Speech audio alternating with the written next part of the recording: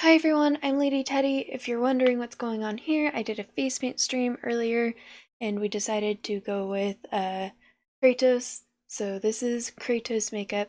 What do you guys think? When I was doing it, it was when the camera was reversed so I wouldn't poke myself in the eye, so just imagine that this is reversed. um, so what I'm going to be doing today is I'm going to be reading out loud to you guys from Magium, which is a text-based choose your own adventure app where you can make decisions and such. So if people decide that they would like to help me out, what I'm doing right now is a good smart berry, main character's name is Berry, good smart berry read through. And if it is a good or smart decision, I will generally make the decision for people, but if it's just sort of general direction based, I will allow people to help me make the decision. I know a lot of people watch this to fall asleep or relax, so there is no pressure. I'll leave it up. I'll throw the choice out there and say, you've got about a minute. And then if no one says anything, then I'll make the decision for everyone.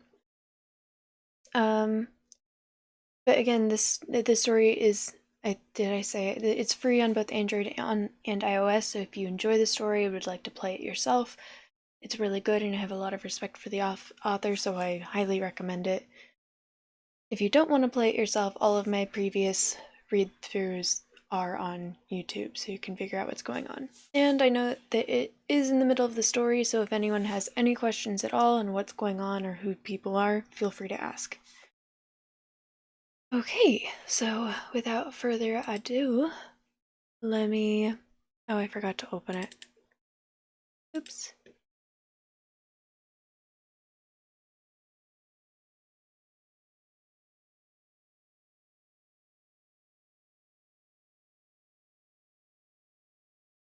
And sesame.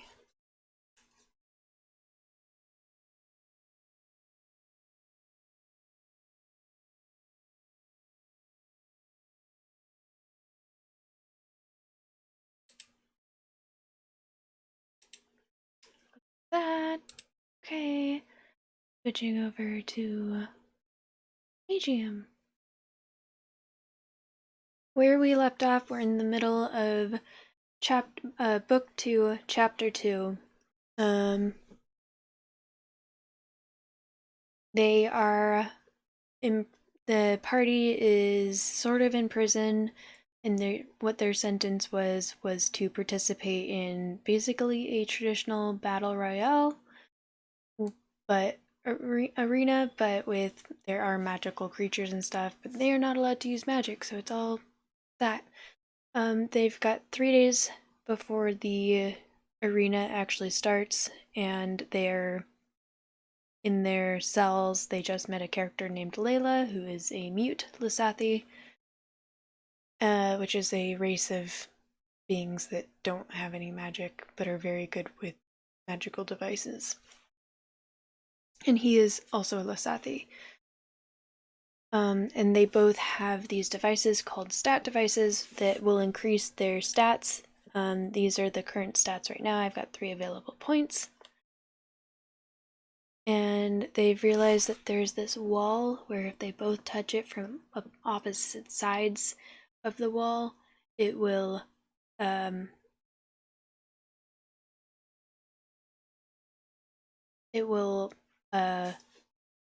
do something. Probably lead them to the caverns where the magical beasts are. So that's what they're about to do.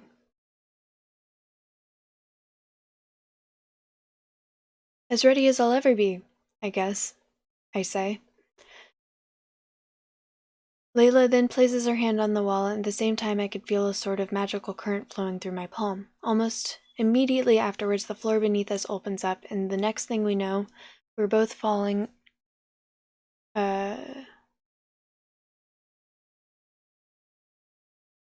we're both falling into a pit. While we can see the floor to our room slowly closing itself back up above our heads. After what seems like a 100-foot drop, we fall into an underground lake with a big splash. As I tread water to keep myself afloat, I take a look above me to see if there's any way we could make it back the way we came. The cavern's walls, ceiling around us seems to be littered with some sort of glowing blue crystals that are providing a fair bit of lighting throughout the area. But I see no obvious way to climb back up to our cell.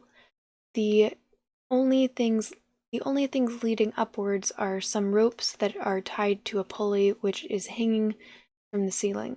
But there's no way I could climb all the way up there on some rope. Suddenly I hear the sound of repeated splashing water behind me. As I turn to look, I see Layla desperately flinging her arms through the water with her mouth wide open, looking as if she'd forgotten that she couldn't talk and was trying to scream. Oh, she's mute. Realizing what's happening, I quickly swim towards her and grab her by her shoulders in order to stop her arms from flailing. Layla, it's okay, I tell her as she's looking at me, terrified. Just grab onto me, I'll lead us to shore. It takes her a few moments, but eventually she calms down and she grabs onto me with both of her arms, holding me very tightly. Once I lead her to safety to the shore, once I lead her safely to the shore, we take a break to catch our breaths. We are both soaked to the skin, and the air around here is definitely not as warm as it is on the surface. Ideally, I would make a fire in this situation, but is there any wood to be found in an underground cavern such as this? My question gets immediately answered as I turn around and see a wooden cabin a few hundred feet from where we are standing. There's also a big pile of logs stacked up right in front of its door. How convenient.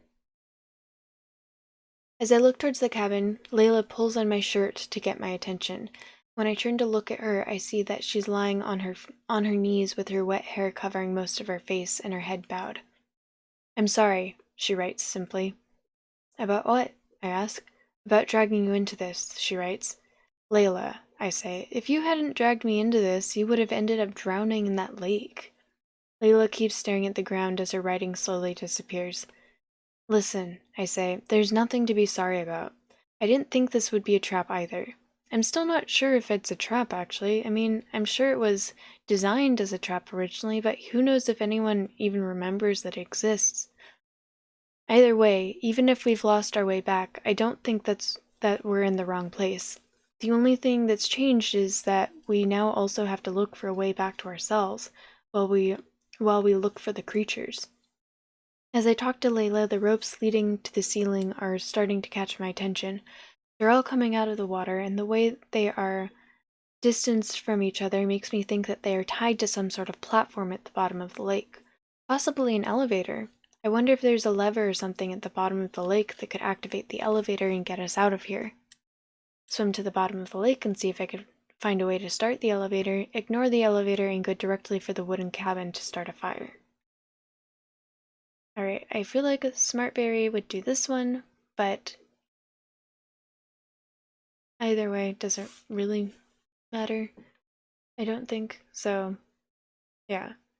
You've got about a minute if you would like to help participate, otherwise I will choose this one.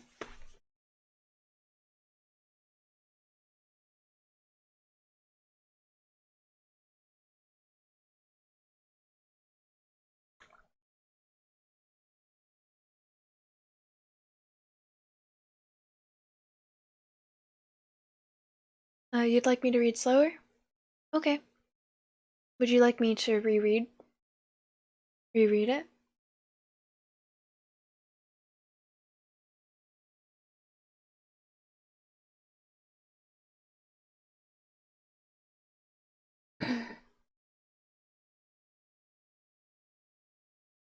Okay.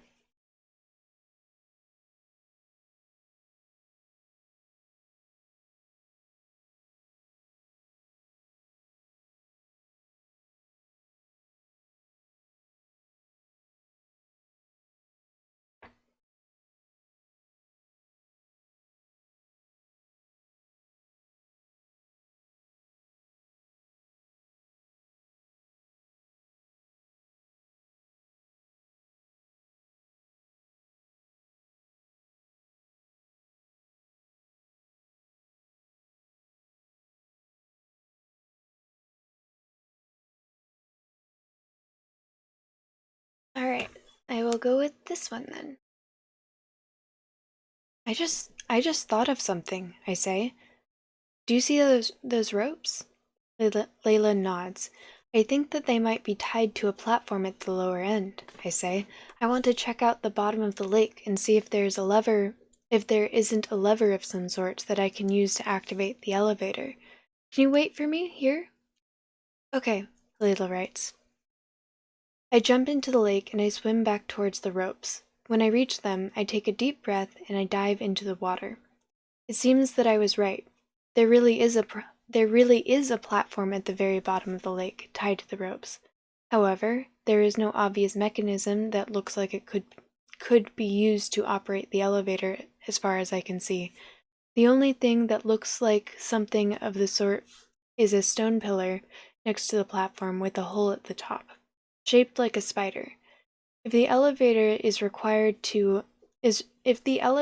requiring some kind of spider-shaped key in order to get activated, then I'm out of luck. After a few more unsuccessful rounds of circling the platform for signs of a lever, I finally run out of breath and I go back to the surface to get some air in my lungs. This is pointless. Unless I find that spider key, there's no way I can operate this elevator. I may as well go to shore. Did you find anything? Layla writes as she sees me get out of the water. I didn't see any levers, I say as I squeeze the water out of my shirt. The most I could find was a pillar with a spider-shaped hole in it. Unless we find a spider-shaped key of some sort, the elevator isn't going to be much use to us. Let's head for the cabin. Maybe we'll find some flint or something to start a fire with. Layla nods, and we both start walking towards the cabin. There's something that's been bugging me about this wooden cabin since I first saw it. Unless there's some trees miraculously growing in these caverns somewhere, this cabin could not have been built by someone who got trapped in here before us. This means that it was most likely built for the same persons who designed the trap, or at least by people who know about it and who can reach this place by some other means. The fact that there are a bunch of logs conveniently placed right next to the lake in which we fell makes me believe that this was done intentionally.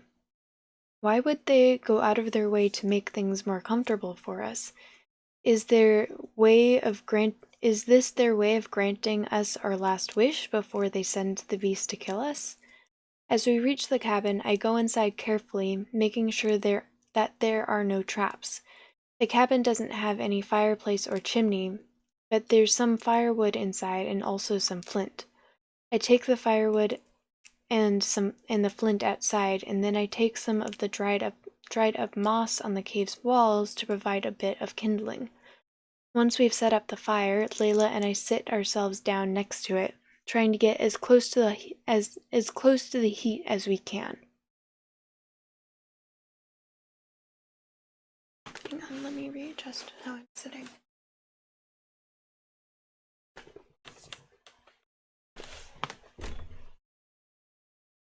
Hey! Of course. Thank you for the tip. Hey, this is not half bad, I tell Layla as the two of us do our best to warm ourselves up by the fire. For a quick improvised fire that we lighted out of flint and moss, I'd say we did pretty well. Layla nods. She then turns her back to the fire, trying to dry her hair without getting it burnt. You know, I always meant to ask, I say as I watch her dry her hair. Is silver your natural hair color? I've never seen anyone with silver hair, but then again, I can't say that I've met many Lusathi in my life. Layla doesn't answer me and she just stares in front of her for a while. It's difficult to tell what expression she has on her face because of the hair in her eyes. Is this something you don't want to talk about? I say. No, it's fine, Layla writes. She pauses. Have you ever heard of the Beacon of Hope? She writes. If you're talking about the orphanage that was experimenting with creating artificial mages, then yes, I've heard of it, I say. Were you one of the Lasathi who worked there? Layla shakes her head. No, she writes. I was one of the failed experiments. The reason why my hair is silver is because it lost its color gradually as a side effect of the several years in which they experimented on me, trying to make me into a mage. My hair used to be pitch black.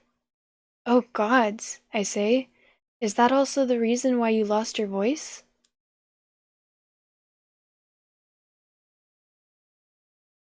Jock the Major, welcome in. Thank you so much for the raid. Welcome in, raiders. How are you doing today?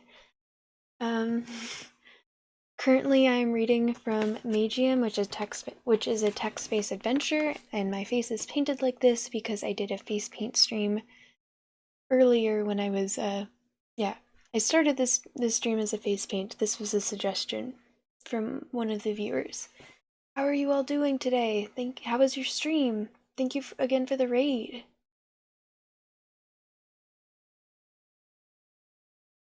Thank you. I'm happy with how it turned out as well. Clearly if it were perfect I would have shaved my head, but I'm not willing to do that. The stream was great. I'm glad to hear that. What were you playing? Hang on, let me find out.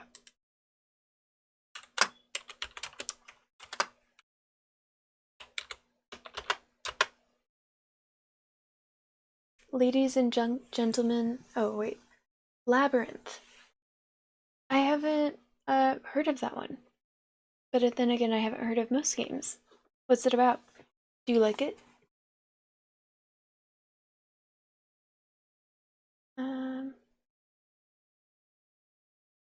Yes.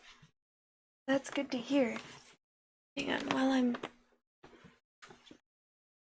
not reading, let me put on my jacket.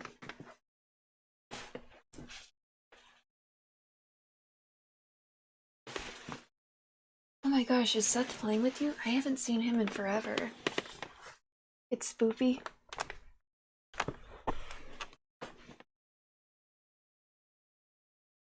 Is it a co-op?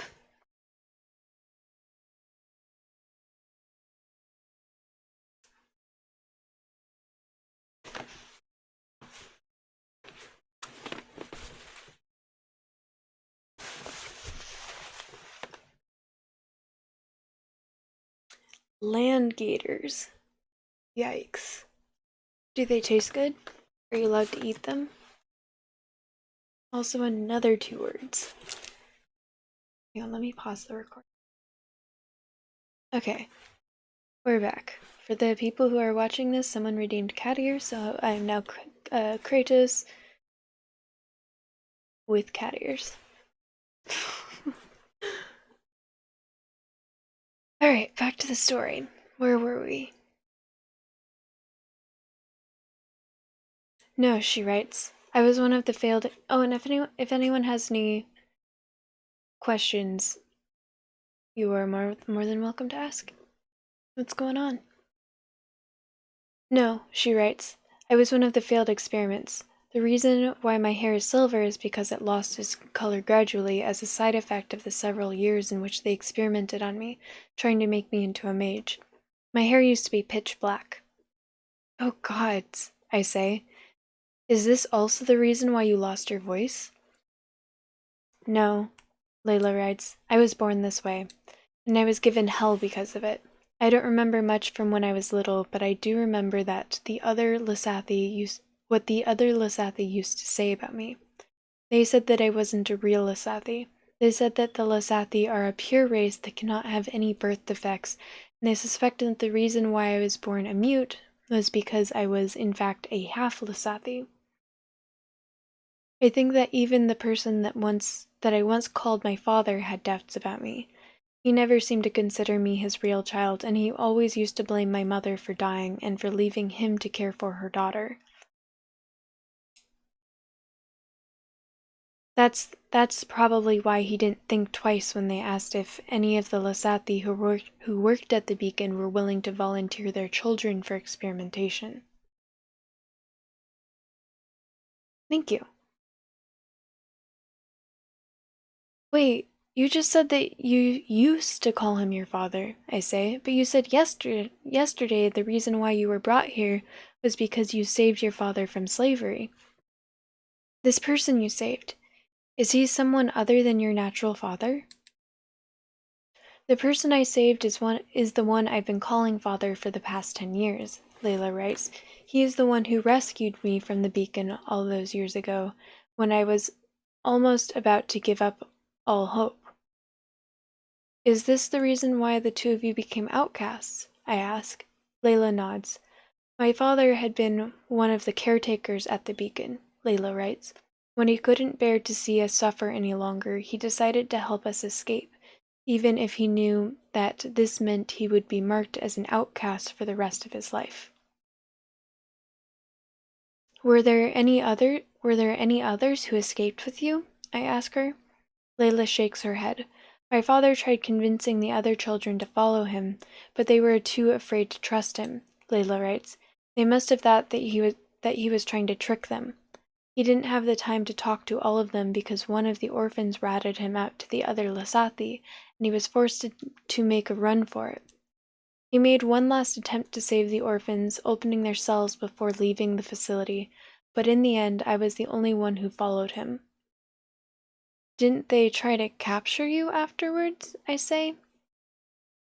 They did, Layla writes. That's the reason we were forced to live the next few years of our lives hiding in the woods of Varathia. At first, we would change our location once every few days to make sure that they didn't pick up our trail. But after a few months, my father finally managed to obtain all of the parts he needed to make a suggestion spell. Suggestion spells are spells that can implant certain thoughts into the minds of people and make them think that these thoughts are in fact their own. The device that my father made could cast a spell that would make people avoid the area because every time they went near it, they would get a sudden urge to go around it.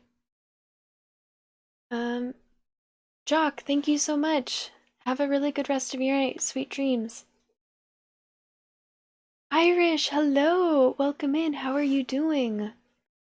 It's good to see you. Did you stream? Oh, I know this spell, I said. I have a friend who uses it all the time. This spell allowed us to finally settle down in one place, Layla writes. We built our own wooden cabin in the middle of the woods near a river, and we even cultivated a garden. Some of the animals appeared to be immune to the suggestion spell, but they didn't seem to mind our presence. They even brought us food on occasion. So how did your father get captured then? I asked. Did your suggestion spell malfunction? Irish, thank you so much. I did a face paint stream earlier, and I let people pick, and they picked Kratos. Yeah, glad you like it. I'm really happy with how it turned out. I've managed to erase my cheekbones though, so I feel like my face looks very small.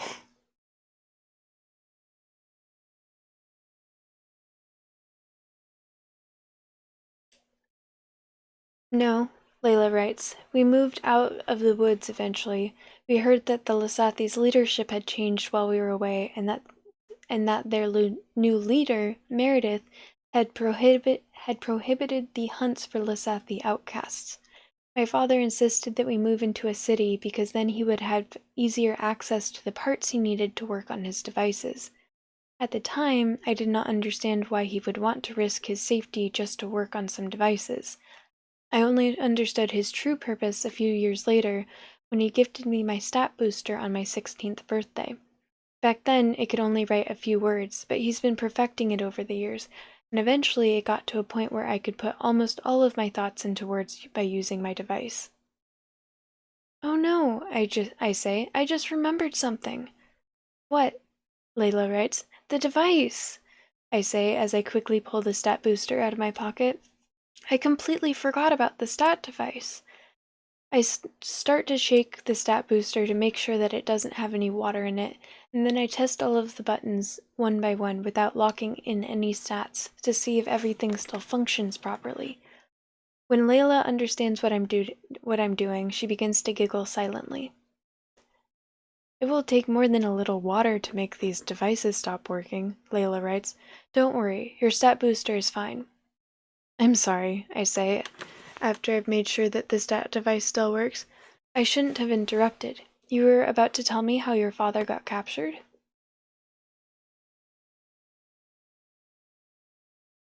Yes, Layla writes. You see, the thing is that even if the hunts for outcasts were prohibited, that did not mean that the old grudges had been forgotten. The Lasati who worked with my father at the beacon had been meaning to punish him for a long time, but they couldn't do it openly. So what they did eventually was they forged some documents stating that my father had a huge debt to the owner of our house. They got the owner on their side, and he lied that we'd never paid our rent since we moved into his home. We didn't have any witnesses on our side, while the Lasati had the witnesses and the fake documents that they needed to prove my father's guilt. Given that he couldn't pay his debt, my father was sold as a slave to one of the nobles of Thilius. I escaped before they could sell me too, and I've been living on the outskirts of the city for months, trying to find a way to free him, but it wasn't until the beginning of the tournament that I got a chance to actually do it. Sweet dreams seeking, GG. Glad you had a good stream. As Layla stops talking, I suddenly realize that I've been asking her all of these questions, but I've never even bothered to tell her that I'm currently traveling with one of her old colleagues from the beacon. Should I tell her, though? Kate never told me anything about Layla before. She's only mentioned Diane. Was this because she thought Layla was dead, or because she considered her an enemy for being Lasathi? I'm not sure if I'd want to get the girl's hopes up in case Kate never wants to see her. I think that Goodberry would tell her about Kate, but then at the same time there's the debate of why not to. So if anyone would like to help me pick, you are more than welcome to. You've got about a minute. If not, I'm going to tell her about Kate.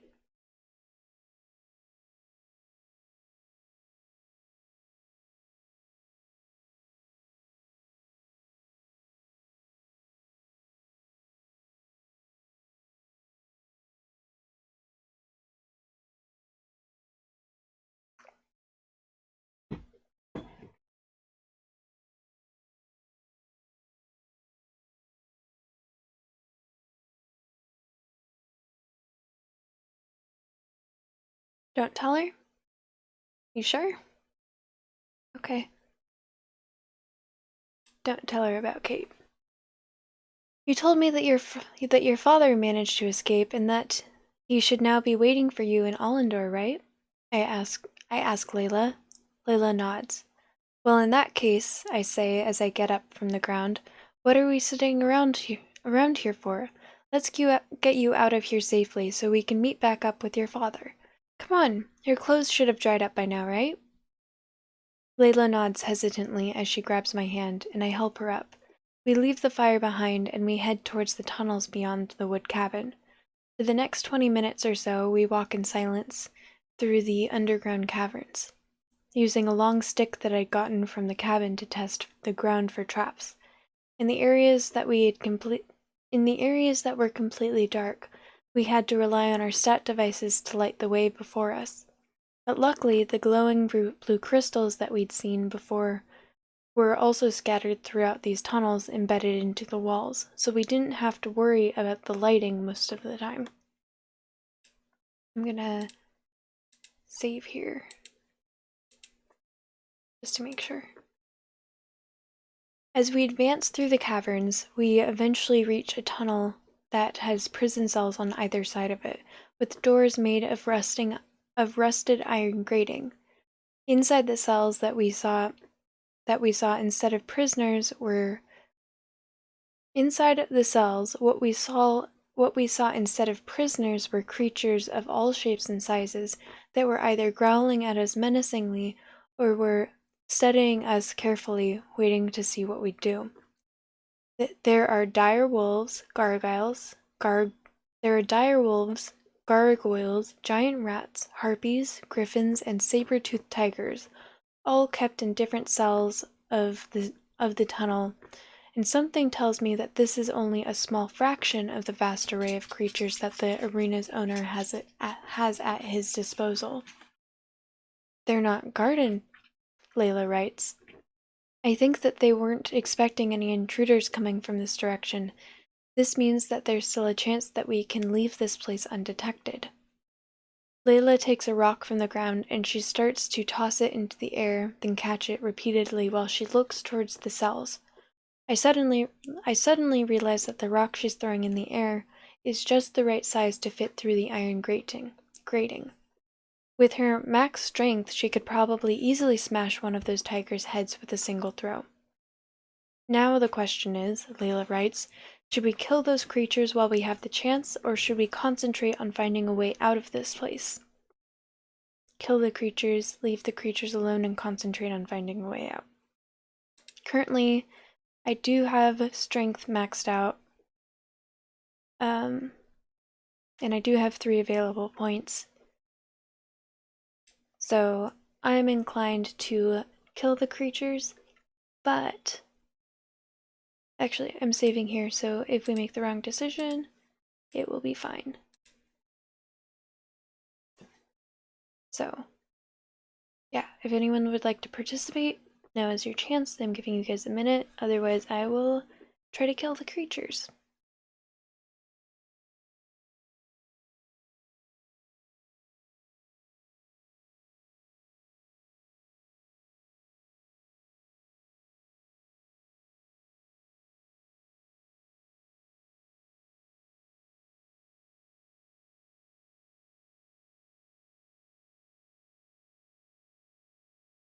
So currently they're going to be in an arena where they're going to be fighting against these creatures. And if they win the arena, they get their freedom. Otherwise, they'll either be killed or be taken as slaves. So, right now, they are underground and they're seeing all of the monsters that will be in the arena battle. So they have the option of trying to sabotage it, or they can just try and find their way out, and they'll know what's going to be there so they can prepare by studying these animals' weaknesses. So, do they sabotage or not sabotage?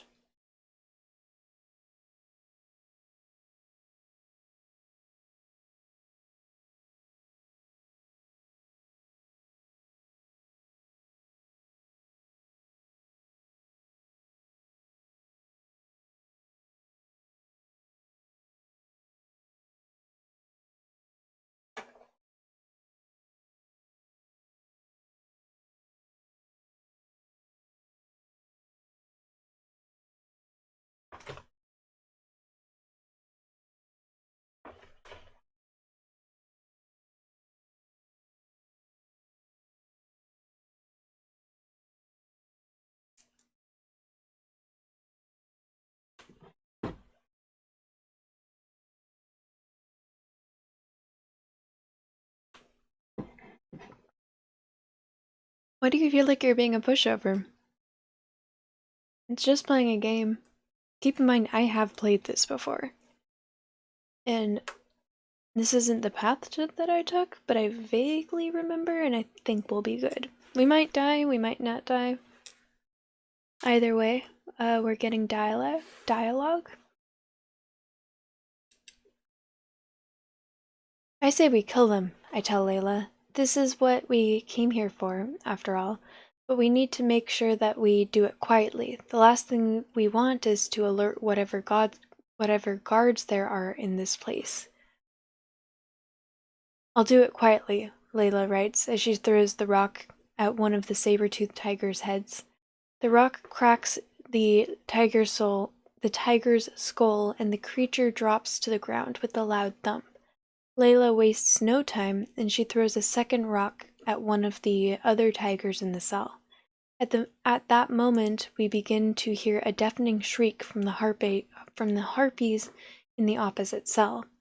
Harpies are hideous creatures that have the appearance of women with scales, wings, and claws. They might almost look human, but in reality, they couldn't be more different. They're just They are just about as intelligent as the lowliest of reptiles, and they're twice as vicious. Their shrieks are most likely meant to alert whoever is in charge of guarding these cells.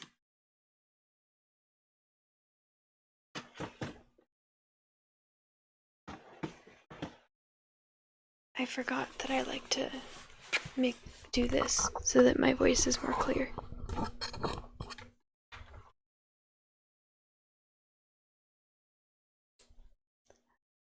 Layla quickly changes her targets and she begins to hit the harpies instead, but now the whole tunnel is being flooded with the roars and screams of all the creatures that are being held in cells. This isn't good. Someone is bound to hear this noise, and if this someone is and if this someone has a way of opening the cells remotely, we'll be surrounded by the creatures in no time. I look around to see which of the creatures would be the most dangerous for us to face if they were freed. The dire wolves, the giant rats, and the saber-toothed tigers are all deadly, but in the end they're not much more powerful than regular animals. Layla is already dealing with the harpies, which leaves me to choose between the gargoyles and the griffins. Griffins are creatures that have bodies, tails, and legs of lions, while their heads, wings, and talons are those of eagles. They can be a nuisance, but their main power lies in attacking from above, which would be difficult to do here because of the relatively low ceiling. Gargoyles, on the other hand, also have other means of fighting besides aerial attacks. They could accurately be described as thinner ogres with wings and horns, while their strength is comparable to that of the ogres as well. Even if their wings wouldn't be of much help here, they could still crush our bones with their bare hands if they got close enough to us. I decide that the gargoyles are by far the most dangerous of the bunch, so I pick a rock from the ground and throw it at one of their heads. Strength check successful, level 2. The rock smashes the gargoyle's head, which makes it fall on the ground. I proceed to kill the second gargoyle the same way, but before I can find a third rock, all of the iron gratings suddenly open at the same time, and the beasts slowly start coming out of their cells. The last remaining gargoyle rushes towards me and tries to grab me with one of its hands, but I quickly pull out my enchanted dagger and I cut the monster's head clean off of its shoulders. Now that the gargoyles are dead, my next priority should be the griffins. Layla already seems to have her hands full with fighting the saber-toothed tigers and the direwolves at once, so I can't have her fighting the griffins as well. That being said, I don't think it would be a good idea for me to fight them all at once either. I should at least find a way to distract them first. It's a good thing that I have been reading my notebook all day yesterday. I think that I might know just the trick to get the griffins' attention. These creatures might look ferocious, but their behavior is that of a bird of prey, and I'm willing to bet that they've been left on the verge of starvation, so they'd be more aggressive when the arena begins.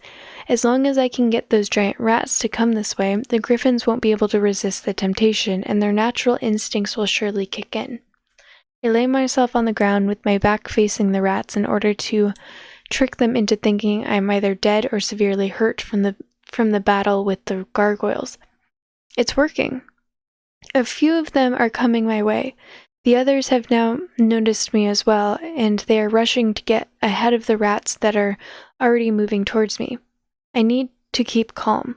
I must not scare them away. Just a little closer. Just a little more.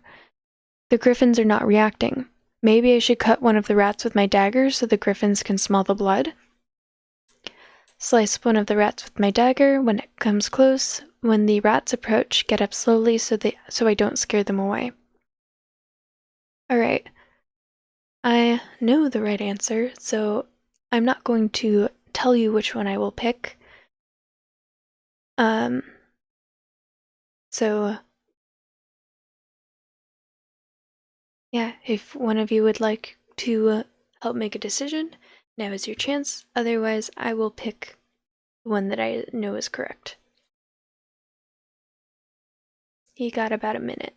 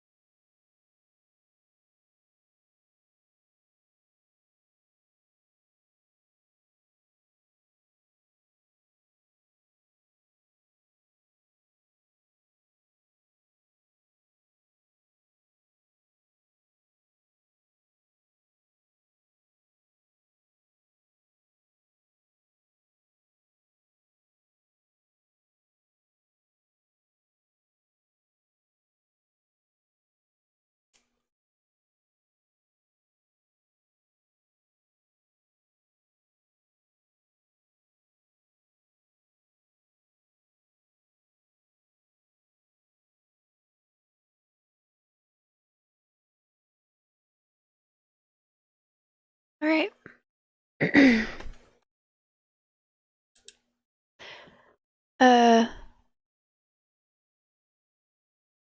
I get up slowly. Wait. What did it say before? I guess I should have. Normally it repeats it. Oh well. I get up slowly, staggering for a bit in order to give the rats the false impression that I'm still hurt from the battle. The giant rats stop to look at me, uncertain of what to do. They don't seem to be comfortable attacking me while standing up, but they don't look like they want to retreat either. Their few moments of indecision cost them dearly, because now the griffins have finally taken notice of them and are running at full speed towards their prey. The first griffin to arrive pounces onto one of the rats to finish it off with its beak. The rest of the rats are now scattering, but they're not fast enough to escape the griffins. Eventually, each of the 4 griffins manages to kill at least one of the giant rats. Now they're busy feasting on their hard-earned spoils, completely ignoring the fact that I'm still here. I couldn't have asked for a better turn of events. The griffins are spread out from each other, and they are all completely focused on eating their meals. All I need to do now is kill them off quietly, one by one, and they won't even get the chance to attack me. As I try approaching the griffin that's closest to me with my knife in hand, I can't help but think that this is likely the one and only opportunity I'll ever have to ride a griffin.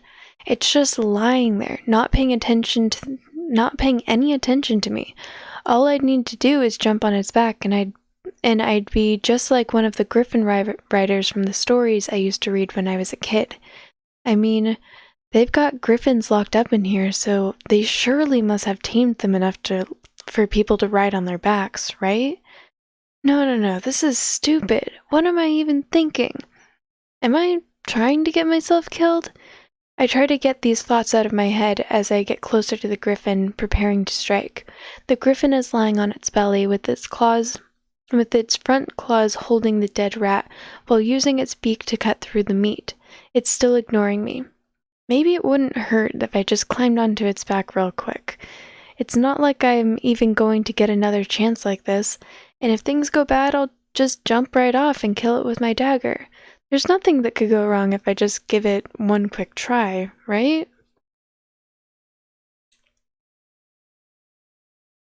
I'll let you guys decide. I feel like Smartberry would just kill it, but writing it is fun.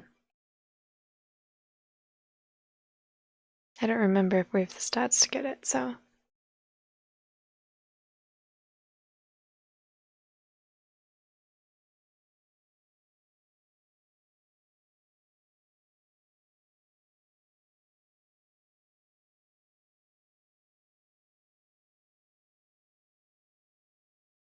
You guys got about a minute.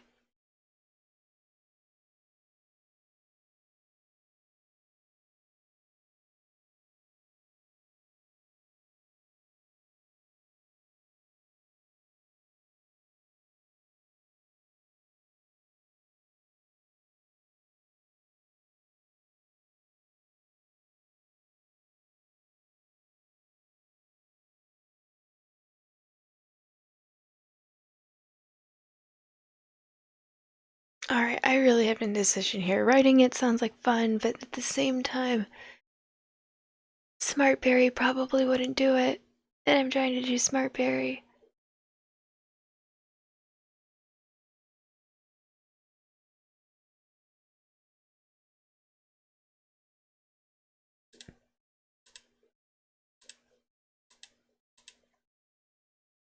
Alright, I'm gonna do it. And if I don't have the stats, I'm not gonna... Oh, toughness check failed, level 3.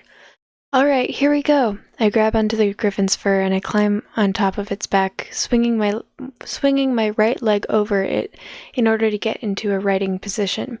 As soon as I get on top of it, the griffin gets up on its feet and it starts flapping its wings violently, trying to knock me off.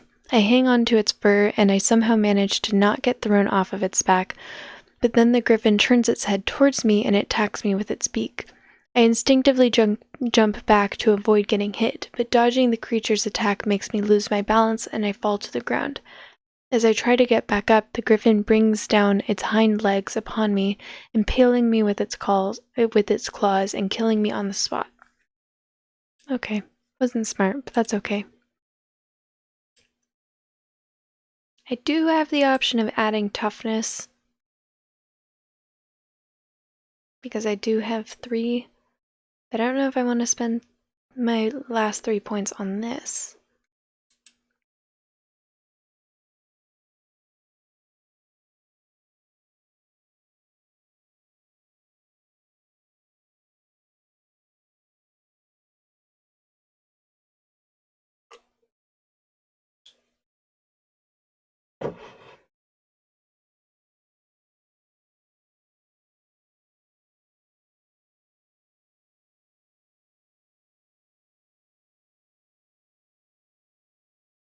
Oh, it just told us what we failed. We need level 3 stats. But again, I feel like Smartberry wouldn't do it. Okay, I'm just gonna kill it. Actually, on second thought, maybe it's better to just not risk it. I suppress my urge to ride the griffin, and I stab it in the throat as soon as it lowers its head to eat again. I aim for its vocal cords in order to make sure it doesn't scream and alert the others, but I didn't manage to remain completely unnoticed. The griffin that was eating nearby saw what happened to its companion and is now slowly advancing towards me. I wait for it to get closer, but I do not give it a chance to strike, and I quickly stab it in its chest with my enchanted dagger. The beast suddenly stops moving, and it slowly falls towards the ground with a blank stare on its face. Once again, the information from my notebook was on point. If I hadn't read those detailed diagrams explaining the griffin's anatomy yesterday, I would have never been able to pinpoint the location of this one's heart with such precision. Now to take care of the other 2. The remaining 2 griffins did not seem to pay much attention to what happened to their companions, and they're too busy enjoying their meals to see me slowly approaching them. I stabbed the first one in the back of the neck while it was still eating. The second one sees what happened, and it tries to get up on its feet. But I react quickly and I stab it in the heart, killing it instantly. Layla was still fighting when I got done with the griffins, but she was on the verge of wrapping things up. The harpies were all dead, and there were only 2 dire wolves and 1 saber-toothed tiger left standing. As I approach her, Layla makes an impressive display of acrobatic prowess, doing a cartwheel over one of the wolves and landing on her feet on the other side of the wolf's head, crushing it into the ground.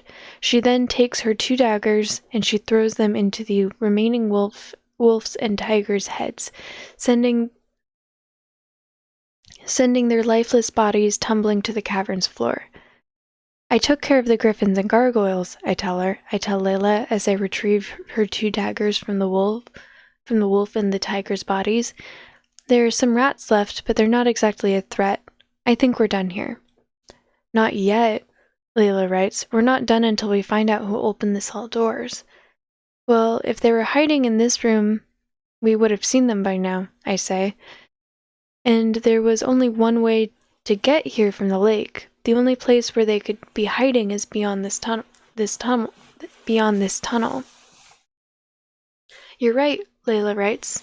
Let's get going. We make our way to the end of the tunnel, and we both ready our daggers while we advance into the next area of the caverns. As we now enter a much narrower tunnel, we can't help but notice that there are 2 wooden chairs near the entrance, which seem to have been knocked over in a hurry, and that there is a bowl of fresh stew lying on the ground untouched. Do you suppose that the guards who were sitting in these chairs are the ones who opened the cell doors? I ask Layla. It's a possibility, Layla writes. Either way, we should be expecting an ambush as soon as we exit this tunnel. Get ready. Just as Layla anticipated, the moment we got out of the tunnel, we were greeted by 6 sharp lances pointing in our direction. The lances were being wielded not by humans, but by hideous monsters that were the size of humans, only with gray skin, long, pointy noses, large fangs, and the appearance of savages. The monsters that were facing us were trolls. Trolls are not as smart as goblins, but they're definitely smarter than ogres, and what is particularly dangerous about them is the fact that they have incredible regenerative powers. Unless you cut their head clean off or use fire to kill them, they can even grow back a limb if you give them enough time. These are not the kind of enemies that I was hoping to meet here. Throw down your weapons, one of the trolls says in the common language, with what is probably the most broken accent I've ever heard in my life. Throw down your weapons now, or you will be executed on the spot, the troll says. Before we get the chance to answer the trolls, I suddenly hear Flower's voice coming from behind the monsters. Somehow I had a feeling that you would be the source of this commotion, the voice says. Flower? I ask. As soon as I stop talking, a water whip comes out of nowhere and it beheads all of the 6 trolls in a single swipe. After the trolls' bodies fall to the ground, I get a good look at Flower and I see that her eyes are bright blue. Flower is asleep, Aluna says. She gives Layla a quick glance before she turns her gaze back to me.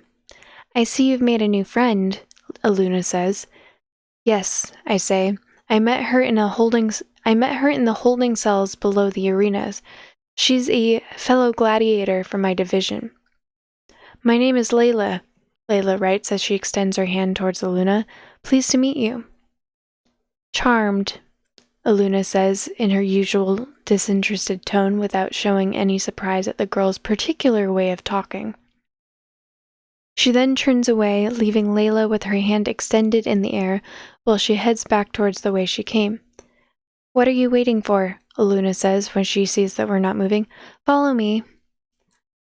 Wait, where are we going? I ask her. There's a friend of mine who I'd like you to meet, Aluna says. I think you will find that his purpose in coming here is rather similar to yours. What friend? I say. And what do you mean by similar? I don't get it. What did you come here to do? Why, Barry, I thought that much would have been obvious by now, Aluna says. We came here to sabotage the arena. And then next chapter, so I am going to end here.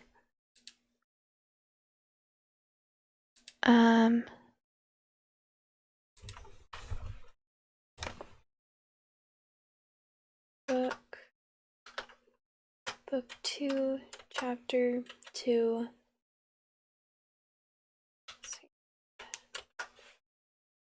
Load game to make sure it ended properly.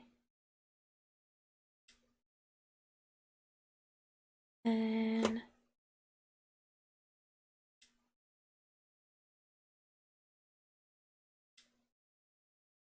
transfer achievements to the cloud. I have trust issues because I've had issues with this in the past. Transfer checkpoint.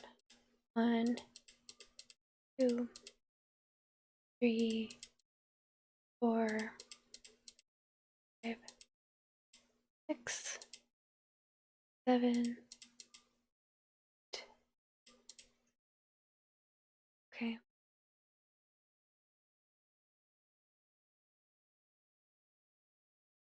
Load. Perfect. Big game.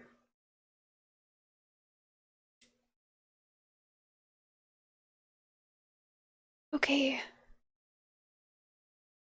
Alright.